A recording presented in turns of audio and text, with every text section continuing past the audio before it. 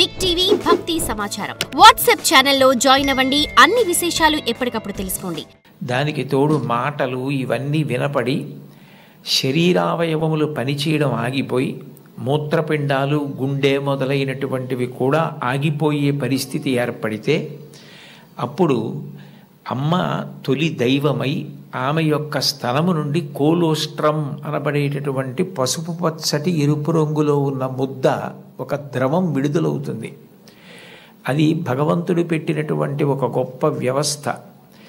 ఏమీ తెలియనటువంటి పసిపిల్లవాడు అంత భయానక స్థితిలో అటువంటి ఆకారాలు వెలుతురు చూసి భీతిల్లిపోతే లోపల ఉన్నటువంటి మలం గడ్డ కట్టేసి నల్లగా అయిపోయి బ్లాక్ స్టూల్ అంటారట దాన్ని, నల్లగా అయిపోయి ఆ మలాన్ని విసర్జించడం చేతకాక హృదయ స్పందన కూడా ఆగిపోయే స్థితి ఏర్పడితే అప్పుడు పిల్లవాడికి గొప్ప స్వాంతన కలిగి కే మొదలైనటువంటి విటమిన్లతో కూడుకుని మళ్ళీ లోపల ఉన్న ప్రధానమైన అవయవాలన్నీ పనిచేసి గడ్డ కట్టినటువంటి మలం బయటికి వెళ్ళిపోయేటట్టుగా చేయగలిగిన శక్తి కలిగిన కోలోస్ట్రమ్ అమ్మ యొక్క స్థనం నుంచి విడుదలవుతోంది. ఈ మాటలు నేను చెప్పట్లేదు. చాలా ప్రఖ్యాతమైనటువంటి ఒక గైనకాలజిస్ట్, ఒక డాక్టర్ గారు రామాంజనేయులు గారని వారు ఒక పుస్తకం రాశారు. ఆ పుస్తకం ఇంగ్లీష్లో ఉంది, మాతృదేవో భవ అని. ఆ పుస్తకంలో ఆయన వైద్యశాస్త్రాన్ని స్త్రీకి అన్వయం చేసి అసలు స్త్రీ అన్న ప్రాణి లేకపోతే ఈ సృష్టి లేదు, ఒకవేళ సృష్టి జరిగినా నిలబడే అవకాశం లేదు. తండ్రి కోట్లకు పడగలెత్తినవాడు కావచ్చు, గొప్ప అధికారి కావచ్చు, కానీ పుట్టినటువంటి పసిబిడ్డ ఆకలితో ఏడుస్తుంటే ఆ పసిబిడ్డకి పాలు పట్టగలిగినటువంటి శక్తి అమ్మకు ఒక్కదానికే ఉంటుంది. నేను ఈ బిడ్డని రక్షించుకోవాలి అన్న తాపత్రయం, ఆ తిరుగులేని ప్రేమ అమ్మకి మాత్రమే ఉంటుంది. అది కేవలం మనిషిలో కాదు. మీరు ఏ ప్రాణిని తీసుకోండి, కోడి గ్రద్దని చూస్తే హడిలిపోతుంది. అట్లాంటి కోడి తన గుడ్లని పొదిగి పిల్లల్ని చేసిన తరువాత ఆ పిల్లలు కొంచెం దూరం వెళ్ళి ఏదైనా తింటూ ఉంటే ఎక్కడ గ్రద్ద వచ్చి పిల్లల్ని తన్నుకుపోతుందో అని మెడ ఎత్తిపెట్టి ఆకాశం వంక చూస్తూ కొక్కొక్కొక్కొక్కొక్కొక్కొ అంటూ, ఒకవేళ గ్రద్ద వస్తే రెండు రెక్కలు ఎత్తిపెట్టి పిల్లలన్నింటినీ రెక్కల కిందకి తెచ్చేసుకుని రెక్కలు ముడిచేసి కంఠం ఎత్తిపెట్టి ముందు నా కంఠాన్ని కోసేసి అప్పుడు నా పిల్లల్ని చెనకు అని గ్రద్దకి ఎదురు తిరుగుతుంది. ఒక కోడికి ఎవరు నేర్పారు తన పిల్లల్ని కాపాడుకోమని? స్త్రీ ప్రాణి. కోడి పుంజుకు లేదు ఈ లక్షణం, కోడి పెట్టకుంది ఈ లక్షణం, ఆడ కుక్కకుంది ఈ లక్షణం, ఆడ పందికుంది ఈ లక్షణం. స్త్రీ ప్రాణి ఎక్కడ ఉన్న లోకంలో బిడ్డల్ని కడుపులో పెంచుకోవడం, కడుపుని గర్భాలయం చేయడం, కన్న బిడ్డలకి పాలిచ్చి పెంచి పెద్ద చేయడం, అంత అవ్యాజానురాగంతో స్త్రీ చేసేటటువంటి త్యాగం లేకపోతే ఈ సమాజం లేదు. భగవంతుడి మీద తప్ప అన్యం మీద స్తోత్రం చెయ్యని శంకరాచార్యుల వారు తండ్రి మీద కూడా చెప్పల, అమ్మ మీద మాత్రం 5 శ్లోకాలు చెప్పారు. 5 శ్లోకాల్లో ఒక శ్లోకంలో అంటారు, ఆస్తాం తావదీయం ప్రసూతి సమయే దుర్వార శూలవ్యధ నైరుచ్యం తనుశోషణం మలమయీ శయ్యాచ సంవత్సరి ఏకస్యాపి నగర్భభారణ భరక్లేశస్య యస్య క్షమః దాతుం నిష్కృతి ఉన్నతోపి తనయత్తస్యై జనన్యై నమః అంటారు. 9 నెలలు కడుపు పెద్దదై వికారమును పొంది తాను వంగలేక పని చేసుకోలేక తిందామంటే ఆహారం సహించక ఎంతో కష్టపడి తాను మరణ సదృశమైనటువంటి వేదన పొంది అన్ని నిప్పులు పడి బిడ్డని ప్రసవించి ఆ బిడ్డకి పాలిచ్చి పెంచి పెద్ద చేసి ఏడాది పాటు చలికాలం లేదు, వర్షాకాలం లేదు, మంచంలోనే మలమూత్ర విసర్జన చేస్తే ఆ మలమూత్రములను తుడిచి కడిగి బిడ్డని రక్షించి తాను ఉపవాసాలు చేసి చిట్ట చివరికి అవసరమైతే పిల్లవాడు ఎంత పెద్దవాడైనా వాడికి ఏదైనా కించిత్ అనారోగ్యం కలిగిందంటే భయం వేసినటువంటి మనసుతో నా ఆయుర్దాయం కూడా నువ్వే పోసుకొని బ్రతుకని అనగలిగినటువంటి వ్యక్తి ప్రపంచంలో ఉంటే అది అమ్మ ఒక్కతే. అందుకే అమ్మ లాంటి ప్రాణి లోకంలో లేదు. శాస్త్రాలు కూడా మొట్టమొదటి నమస్కారం ఎవరికి చేయించాయి అంటే మాతృదేవో భవ. మాతృదేవో భవ అంటే భగవంతుడు అమ్మ రూపంలో ఉన్నాడు అని కాదు దాని అర్థం. అమ్మయే భగవంతుడై ఉన్నది. భగవతి అమ్మ, అమ్మ భగవంతుడు రెండు కాదు. ఎందుకనంటే ప్రాణం పోయేటప్పుడు కూడా ఎక్కడ కొడుక్కి ఇబ్బంది కలుగుతుందోనని కొడుక్కి ఇబ్బంది కలగకుండా వాడికి ఏ విధమైనటువంటి క్లేశము పొందకుండా తాను వెళ్ళిపోవాలని తల్లి కోరుకుంటుంది. సభలో చెప్పడం నాకు ఇష్టం లేదు, కానీ నేను ఉద్యోగం చేసిన రోజుల్లో నాతో పాటు ఉద్యోగం చేసినటువంటి ఒక వ్యక్తి తల్లి, ఆమెకి గుండె నొప్పి వస్తోందని తెలిసినా కొడుక్కి చెప్తే ఎక్కడ కొడుకు వైద్యానికి తీసుకెడతాడో, ఎక్కడ కొడుక్కి చాలా డబ్బైపోతుందో, ఆడపిల్లలు పెళ్ళికి ఎదిగొచ్చారు, మగపిల్లలు చదువుకుంటున్నారని చెప్పడం మానేసి కొడుకు నిద్రపోవడానికి వెళ్ళిపోతుంటే పిలిచి ఒక్కసారి ఇలా కూర్చొని ఒళ్ళో తలపెట్టుకుంటానని, ఒళ్ళో తలపెట్టుకుని నేను నిద్రపోయిన తర్వాత నువ్వు వెళ్ళి పడుకో అని అంటే ఆవిడ ఉద్దేశ్యం ఏంటంటే ఆవిడ శాశ్వత నిద్రలోకి వెళ్ళిపోతోంది. ఆ కొడుకు ఒళ్ళో తలపెట్టుకుని పడుకుంటే కొంతసేపటికి తల్లి కదలటం లేదని వాడు కదిపి చూస్తే తల్లి శరీర త్యాగం చేసేసింది. ఆ తర్వాత తెలిసింది, తన భార్య చెప్పింది, కొంచెం గుండెల్లో నొప్పిగా ఉందమ్మా, బరువు పని చేయలేకపోతున్నాను, కానీ వాడికి మాత్రం నువ్వు చెప్పకు సుమా అని ఒట్టేయించుకుందట కోడలతో. అది తల్లి అంటే. అమ్మ అంటే అంతటి ప్రేమైకమూర్తి. అమ్మ లాంటి వ్యక్తి జీవితంలో ఇక దొరకదు. జీవితంలో అన్నిటికన్నా పెద్ద నేరం ఏమిటంటే అమ్మకి చెప్పలేము అన్న పని మనం చేయడమే. ఏ పని మనం చేస్తామో అది అమ్మకి చెప్పగలగాలి. మీరు ఏ పని చెయ్యండి, ఇది అమ్మకి నేను చెప్పలేను అన్న పని మీరు జీవితంలో ఎప్పుడూ చెయ్యకూడదు. భగవంతుడెంతో అమ్మ అంతే. మీరు మహాత్ములైన వారి ఎవరి జీవిత చరిత్ర పరిశీలించండి. అమ్మకి నమస్కారం చెయ్యకుండా, అమ్మ గొప్పతనం చెప్పకుండా లేరు. ఈ రాష్ట్రానికి ముఖ్యమంత్రి చేసినటువంటి ప్రాతస్మరణీయులు టంగుటూరి ప్రకాశం పంతులు గారు తన జీవిత చరిత్రలో వ్రాసుకున్నారు. తాను మిడిల్ స్కూల్లో ప్రవేశించినప్పుడు 3 రూపాయలు జీతం కట్టలేకపోతే 25 మైళ్ళ దూరం నడిచి వెళ్ళి వాళ్ళ బావగారిని అప్పడిగితే ఆయన దగ్గర కూడా డబ్బు లేకపోతే మళ్ళీ 25 మైళ్ళు వెనక్కి తిరిగి వచ్చి, అమ్మ అప్పు దొరకలేదు, బావగారికి దగ్గర కూడా లేవుట, నేను చదువు మానేస్తానంటే అప్పటికి ఆ తల్లికి ఉన్నది ఒకే ఒక్క పట్టు చీర. ఆ పట్టు చీర పట్టుకెళ్ళి ఆ రాత్రికి రాత్రి తాకట్టు పెట్టి ఆవిడ ఆ డబ్బు పట్టుకొచ్చి చదివిస్తే ప్రకాశం పంతులు గారు బ్యారిస్టర్ అయ్యి రాష్ట్రానికి ముఖ్యమంత్రి అయ్యారు. ఆయన తన జీవిత చరిత్రలో అమ్మ గురించి అంత గొప్పగా వ్రాసుకున్నారు. ఏపీజే అబ్దుల్ కలాం గారు, ఆయన పేరు చెప్తే పిల్లలు పరవశించిపోతారు. కాకినాడలో ఒకసారి నేను గోశాలకు వెడుతుంటే సాయంకాలం వేళ పిల్లలు స్వచ్ఛందంగా, అదేం ఎవ్వరూ నిర్వహించింది కాదు, వాళ్ళంతట వాళ్ళుగా బయటికి వచ్చి కొవ్వొత్తులు పట్టుకుని ఎడుతున్నారు కొంతమంది. నాకు ఏమిటి ఇక్కడ ఏమీ కనపట్టలేదు, ఇక్కడ ఏమీ నినాదాలు లేవు, నడిపిస్తున్న వాళ్ళు లేరు, పిల్లలు ఎందుకు కొవ్వొత్తులు పట్టుకుని వెళ్తున్నారని నేను వాళ్ళని అడిగాను, ఏమ్మా ఎందుకు ఎడుతున్నారని. మహానుభావుడు అబ్దుల్ కలాం గారు శరీరం విడిచిపెట్టేశారండి, అందుకని కొవ్వొత్తులు పట్టుకుని ఎడుతున్నా ఉన్నారు. నేను ఈ మధ్య కాలంలో ఒక నాయకుడు వెళ్ళిపోతే, ఒక వ్యక్తి మరణిస్తే పిల్లలు స్వచ్ఛందంగా కొవ్వొత్తులు పట్టుకుని వెళ్ళడం చూసింది అబ్దుల్ కలాం గారి విషయంలో చూశాను. అటువంటి అబ్దుల్ కలాం గారు వింగ్స్ ఆఫ్ ఫైర్ అని ఇంచుమించు తన జీవిత చరిత్ర ఆ పుస్తకంలో వ్రాసుకున్నారు. 2వ ప్రపంచ యుద్ధ సమయంలో గోధుమలు రేషన్లో దొరుకుతున్నటువంటి రోజుల్లో అమ్మగారు రొట్టెలు ఒత్తి పిల్లలందరికీ పెడుతుంటే అందరి తలో 4 రొట్టెలు తినాలి. ఆ రోజు రొట్టె కూర బాగుందని కలాం గారు ఇంకో రొట్టె వేయి అని తిన్నారు. అప్పటికి చిన్నవారు చదువుకుంటున్నారు. ఇంకో రొట్టె వెయ్యని తినేస్తే అన్నగారు వచ్చి, నువ్వు రొట్టెలు ఎక్కువ తినేశావు, 2వ ప్రపంచ యుద్ధం జరుగుతోంది, రేషను గోధుమలు దొరకట్లేదు, అమ్మకి రొట్టెలు లేవు, నీకు పెట్టేసింది, అలా తినచ్చా అన్నారు. అమ్మకి తినవలసిన రొట్లు తాను తినేశానన్న న్యూనతాభావంతో కలాం గారు బలబలా ఏడుస్తుంటే తల్లిగారు వచ్చి గట్టిగా కౌగిలించుకొని, నాన్న నువ్వు తింటే నేను తిన్నట్టేరా, నాకు చాలా సంతోషంగా ఉంది అంది మా అమ్మ.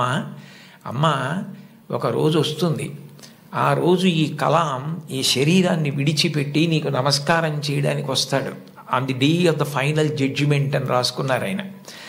ఆ రోజు నువ్వు ఏ అన్నం కూడా తినడం మానేసి పెట్టి నన్ను పెంచి పెద్ద చేశావో, ఈ శరీరంతో ఈ మేధస్సుతో నేను దేశ సేవ చేసి కృతార్థుడనై ఆ అమ్మ కన్న కొడుకు అని నీకు కీర్తి తెచ్చి వచ్చి నీ పాదములకు నమస్కరిస్తానని రాసుకున్నారు.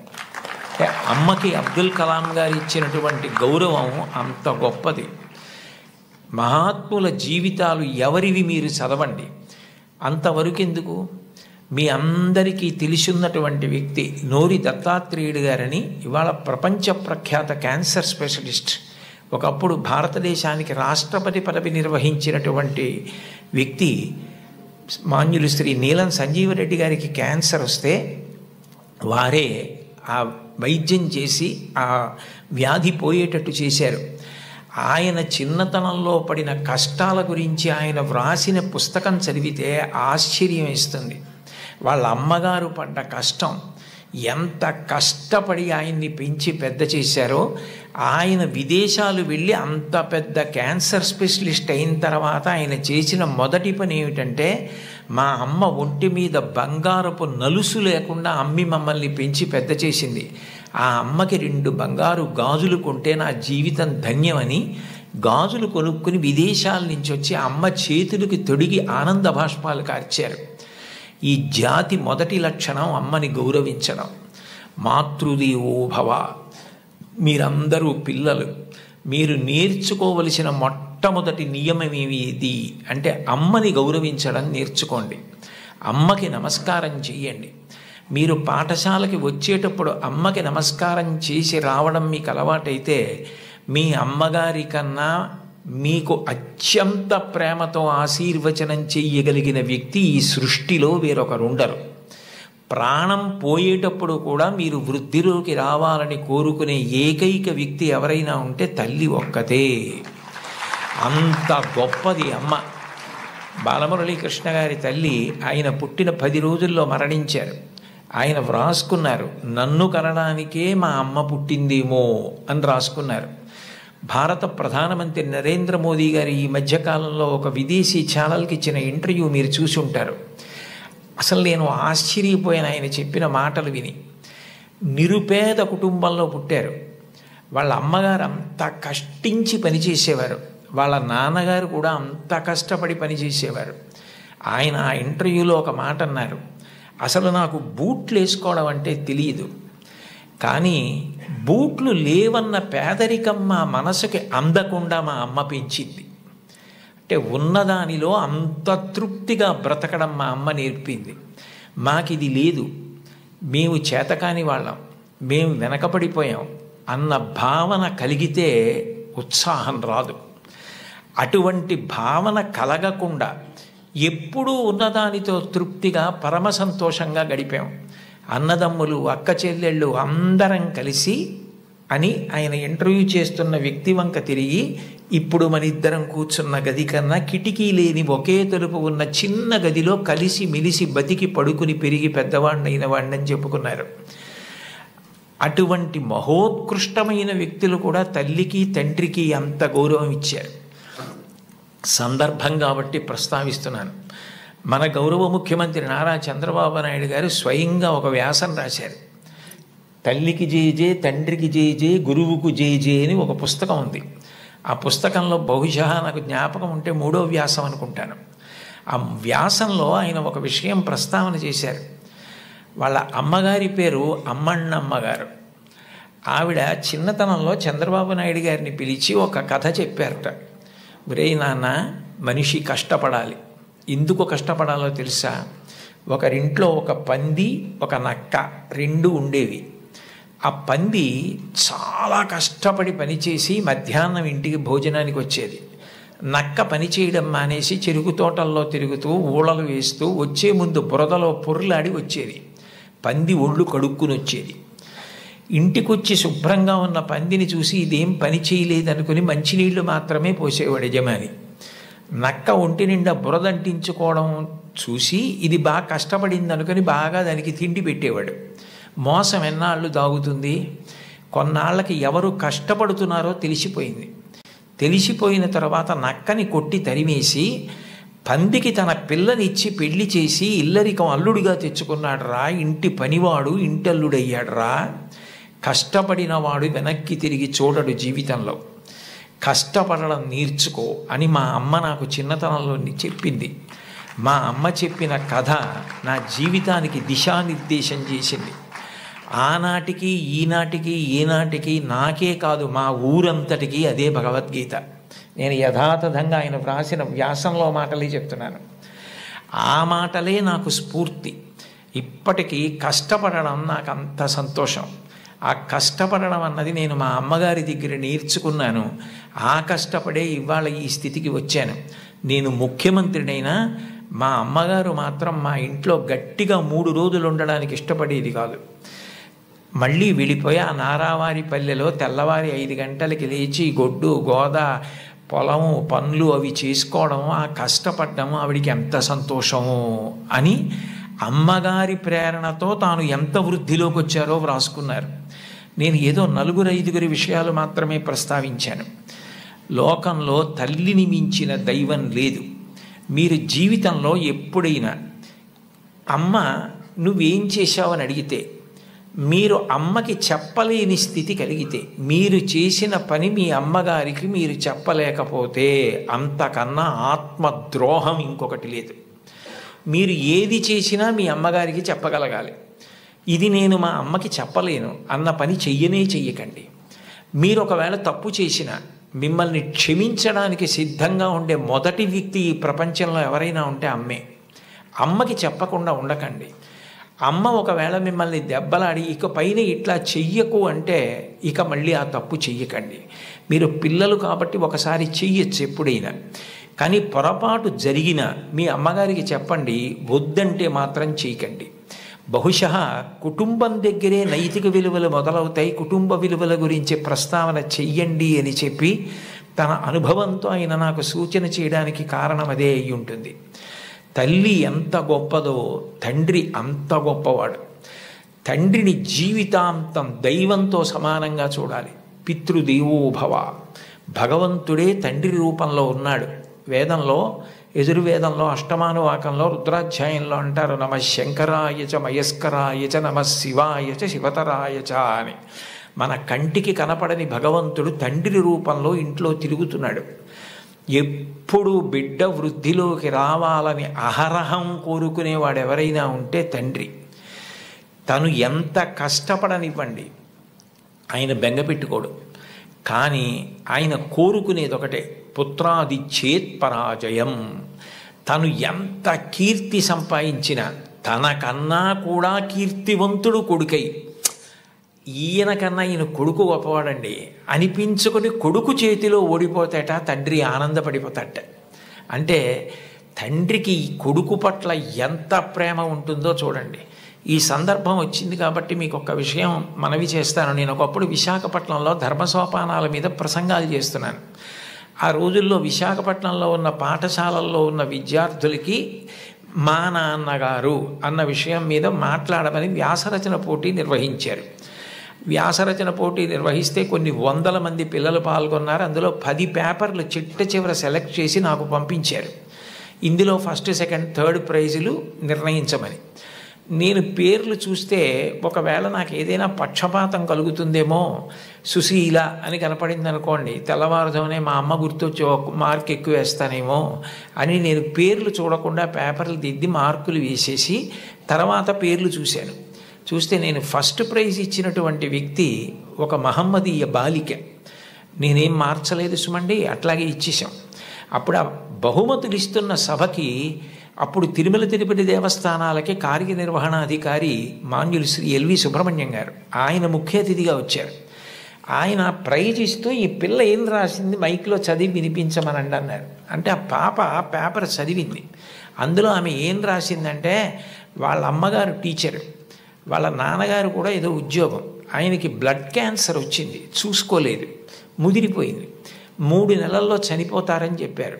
ఆయన తన భార్య దగ్గరికి వెళ్ళి అడిగింది ఏంటంటే, ఈ 3 నెలలు నేను చనిపోతానన్న విషయం పిల్లలకి చెప్పద్దు, వాళ్ళు ఏడిస్తే నేను చూడలేను. నేను చనిపోయాక వాళ్ళు ఎటు ఏడుస్తారు, అప్పుడు నేను ఆపలేను. నేను బ్రతికుండగా వాళ్ళు ఏడవడం నేను చూడలేను కాబట్టి నేను చనిపోతాను 3 నెలల్లో అన్న విషయాన్ని మాత్రం నా పిల్లలకి చెప్పొద్దని రాత్రింబవళ్ళు హక్కున చేర్చుకొని మా భవిష్యత్తు కోసం ఇంకా కష్టపడి అంత జాగ్రత్తగా వ్యవస్థ చేసి 3 నెలల తర్వాత ఆయన మరణిస్తారని తెలిసి చిట్ట చివరి కాలంలో ముగ్గురిని దగ్గర పెట్టుకుని చెప్పకుండా అంత ప్రేమ చూపించి కన్నుల నీరు కారుస్తూ ముగ్గురి వంక గుడ్లు తిప్పుతూ ప్రాణం వదిలేశారు ఆయన. తండ్రి అంటే అది. అంతటి త్యాగశీలి మా నాన్న. ఇది నాకు తెలిసున్న తండ్రి. ఇంతకన్నా తండ్రి గురించి చెప్పడం నాకు రాదని రాసింది ఆ అమ్మాయికి ఫస్ట్ ప్రైజ్ ఇచ్చాం. తండ్రి అంటే అంత గొప్పవాడు. మీకోసం ఏ త్యాగం చేయడానికైనా సిద్ధంగా ఉంటాడు. అబ్రహాం లింకన్ గారు అమెరికాకి అధ్యక్షుడైన తర్వాత మొట్టమొదటిసారి సినేట్లో సభ ఏర్పాటు చేసి పారిశ్రామికవేత్తల్ని ధనవంతుల్ని అందరినీ పిలిచి దేశాభివృద్ధి కొరకు వారు విరివిగా పెట్టుబడులు పెట్టవలసిన అవసరం గురించి ప్రసంగం చేస్తున్నారు. లోకంలో ఎప్పుడూ అసూయ, పక్షపాతం, సంకుచితత్వం ఇవి కూడా ఉంటాయి. వెలుగుతో పాటే చీకటి. అందులో ఒక ధనవంతుడికి అసూయ కలిగింది. ఇంత పేదవాడు ఈయన అమెరికా అధ్యక్షుడవడం ఏమిటని అకస్మాత్తుగా సభలో లేచి నిలబడి, లింకన్ అదృష్టం కలిసి వచ్చి ఇవాళ అమెరికా అధ్యక్షుడు అయ్యావు, నేను వేసుకున్న ఈ బూటు మీ నాన్నగారు కుట్టింది అని బూటు చూపించాడు. అందరూ ఆశ్చర్యపోయారు. అబ్రహాం లింకన్ కూడా హతాశుడయ్యారు ఒక్క నిమిషం. కానీ వెంటనే ఆయన తేరుకుని తాను కూర్చున్న కుర్చీలోంచి లేచి నిలబడి ముకుళిత హస్తాలతో ఆ పారిశ్రామికవేత్తకి నమస్కారం చేసి, మీరు నాకు మహోపకారం చేశారు. ఇంత కష్టపడి పెంచి మా నాన్నగారు పెద్ద చేసి ఉండకపోతే ఇవాళ నేను అమెరికా అధ్యక్షుడిని అయ్యేవాడిని కాను. నేనే స్మరించవలసింది మా నాన్నగారిని. నేను స్మరించకపోయినా మీరు గుర్తు చేశారు. నిజమే, మా నాన్నగారు బూట్లు కుట్టేవారు. నాకు కూడా నేర్పారు బూట్లు కుట్టడం, చెప్పులు కుట్టడం. ఎప్పుడైనా మీ బూటు మీకు వదులైపోతే నాకొక్క ఫోన్ చేయండి. నేను అమెరికా అధ్యక్షుడినైనా ఆయన కొడుకుని. ఆయన కుట్టిన బూటుకి మరమ్మత్తు చేయడం నా అదృష్టంగా భావించి మీ ఇంటికి వచ్చి మరమ్మత్తు చేసి వెడతాను. అది నా తండ్రికి నేను ఇవ్వగలిగిన కితాబ్ అన్నారు. సభ అంతా కరతాళ ధ్వనులు మారిమోగిపోయింది. అది తండ్రికి అబ్రహాం లింకన్ ఇచ్చిన గౌరవం. తండ్రి పేరు చెప్పేటప్పటికి ఎంతటి మహితాత్ములు కూడా అంతటి మర్యాద, అంతటి గౌరవాన్ని చూపించారు. లతా మంగేష్కర్ గారు వ్రాసుకున్నటువంటి ఆవిడ జీవిత సంబంధించిన విషయాలు, ఆవిడ జీవితంలో జరిగిన అద్భుతాలతో కూడిన పుస్తకం ఒకటి ఉంది. దాన్ని తెలుగు చేత చేశారు ఈ మధ్య. ఆ పుస్తకం మీరు చదివితే అందులో మీకు ఒక ఆశ్చర్యకరమైన సంఘటన కనపడుతుంది. ఆవిడ చాలా చిన్నతనంలోనే వాళ్ళ నాన్నగారు దీననాథ మంగేష్కర్ వారు ఆవిడికి హిందుస్థానీ సంగీతం నేర్పారు. తండ్రి గారి దగ్గరే నేర్చుకున్నారు సంగీతం. చాలా చిన్న పిల్లప్పుడే ఆవిడికి ప్రథమ బహుమతి వచ్చింది పిల్లల్లో. దిల్ రుబా అని సంగీత పరికరాన్ని ఆవిడికి ఆ రోజుల్లో బహుమానంగా ఇచ్చారు. ఆవిడ ఎంతో అపూర్వంగా తెచ్చి పిల్లకి మొట్టమొదట వచ్చిన బహుమానం కాబట్టి ఇంట్లో పెట్టుకుని దాన్ని అత్యంత విలువగా చూస్తూ ఉండేవారు. ఒక రోజున ఇంట్లో ఎలక ప్రవేశించి బట్టలు అవి కొట్టేస్తోంది. ఆ ఎలక ఒక చోట నిలబడి కనపడింది. వాళ్ళ నాన్నగారు ఆ ఎలకని చంపుదామని చేతికి ఆ దిల్ రుబా అన్న వాద్య పరికరం దొరికితే అది తీసి ఎలకని కొట్టారు. ఆ ఎలక్కి దెబ్బ తగిలింది, పడిపోయింది. కానీ ఈ దిల్ రుబా అన్న సంగీత పరికరం విరిగిపోయింది. ఈ పిల్ల ఏడుపు మొదలుపెట్టింది. లతా మంగేష్కర్, నాకు వచ్చిన మొదటి బహుమతి ఈ పరికరం మీరు విసిరేశారు, ఎలక మీదకి విరిగిపోయిందని. వాళ్ళ నాన్నగారి దగ్గరికి పిలిచి కౌగిలించుకొని ఆ పిల్లతో అన్నారు, చూడు, ఇట్లాంటి బహుమానాలు నీకు జీవితంలో పెద్ద పెద్ద ఇళ్ళు కట్టి పెట్టుకున్నా కూడా సరిపోనని వస్తాయి. బహుమానాల మీద నువ్వు ఆర్తిని పెంచుకోకు. నీలో ఉన్న కళ పెరగడానికి నువ్వు పరిశ్రమ చేయడం నిరంతరం చెయ్యి. నీ కళని పెంచుకోవడం మీద ఆర్తి నీకు నిలబడితే నీ వెంట ఇట్లాంటి బహుమానాలు పరుగులు పెడతాయన్నారు. భారతరత్న వచ్చిన తర్వాత, పద్మ విభూషణ్ వచ్చిన తర్వాత వాళ్ళ అమ్మగారు ఆహా అన్నప్పుడు ఆవిడ సభలో ఈ విషయం చెప్పారు. వాళ్ళ నాన్నగారిని గుర్తు చేసుకొని, మా నాన్నగారు చెప్పిన ఆ మాట నన్ను జీవితంలో నిలబెట్టిందని 2 సంఘటనలు చెప్పారు ఆవిడ.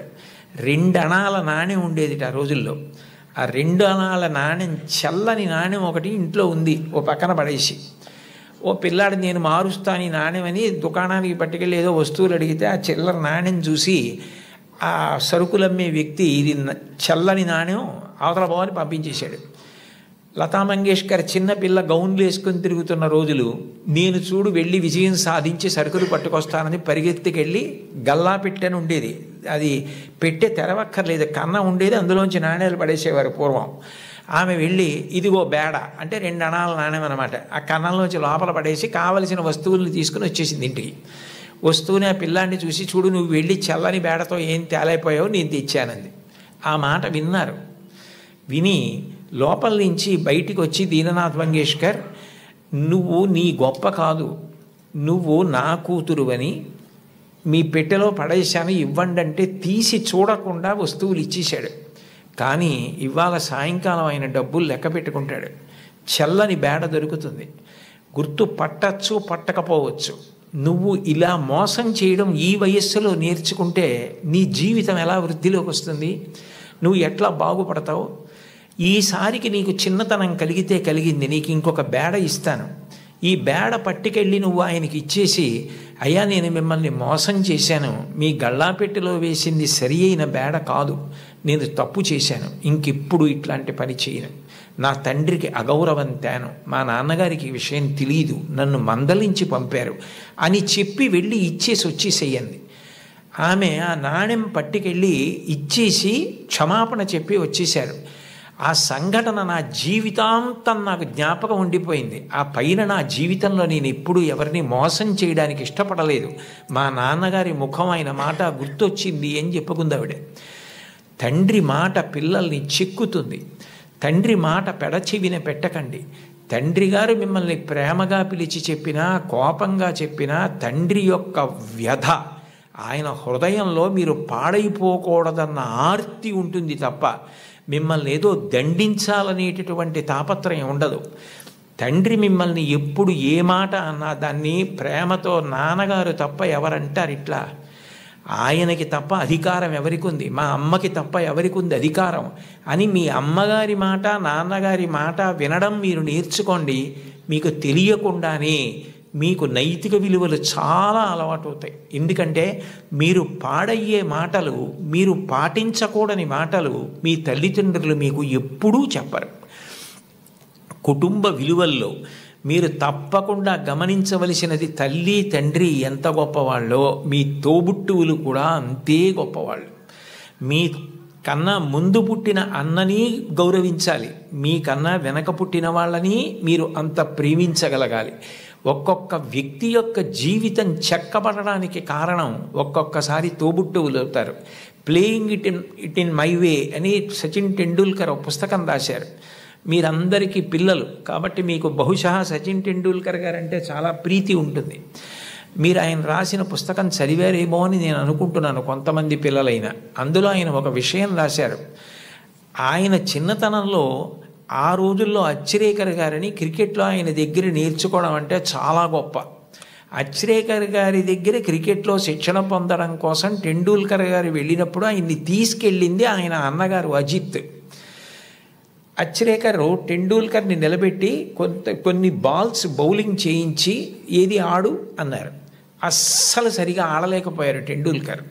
ఆడలేకపోతే వెంటనే గురువుగారు అచ్రేకర్ చూసి, అబ్బాయి పిల్లవాడు ఇంకా సరిపోడు, వచ్చే వేసంకాలం సెలవుల్లో తీసుకురండి అన్నారు. అన్నగారు అజిత్ పరిగెత్తుకుంటూ అచ్రేకర్ దగ్గరికి వెళ్ళి, కాదు కాదు మా వాడి వ్యక్తిత్వంలో ఒక బలహీనత ఉంది, వాడు చాలా మొహమాటస్తుడు, సిగ్గు భయం బిడియం, మీరు చూస్తున్నారన్న బిడియంతో ఆడలేకపోయాడు. మీరు సరే నువ్వు కాసేపు ఆడుతుండు నాకు పనుంది అని దయచేసి మీరు కొంచెం దూరంగా వెళ్ళిపోయి మా వాడి ఆట తీరు పరిశీలించండి, అప్పుడు మీకు నచ్చకపోతే మా వాడిని తీసుకోవద్దన్నారు. ఏమిటో ఈ పిల్లాడు ఇంత ఆర్తిగా చెప్తున్నాడు తమ్ముడు గురించి చూద్దామని అచ్రేకర్ గారు సరే అట్లాగే చేస్తానని, టెండూల్కర్ నువ్వు ఆడుతుండు నాకు చిన్న పనుంది మళ్ళీ వస్తానని దూరంగా వెళ్ళిపోయి చూశారు. అద్భుతమైన స్ట్రైట్ డ్రైవ్స్ కొడుతున్నాడు టెండూల్కర్ గారు. చూసి ఆశ్చర్యపోయినటువంటి అచ్రేకర్ తిరిగి వచ్చి టెండూల్కర్ని శిక్షణ ఇవ్వడానికి తీసుకున్నారు.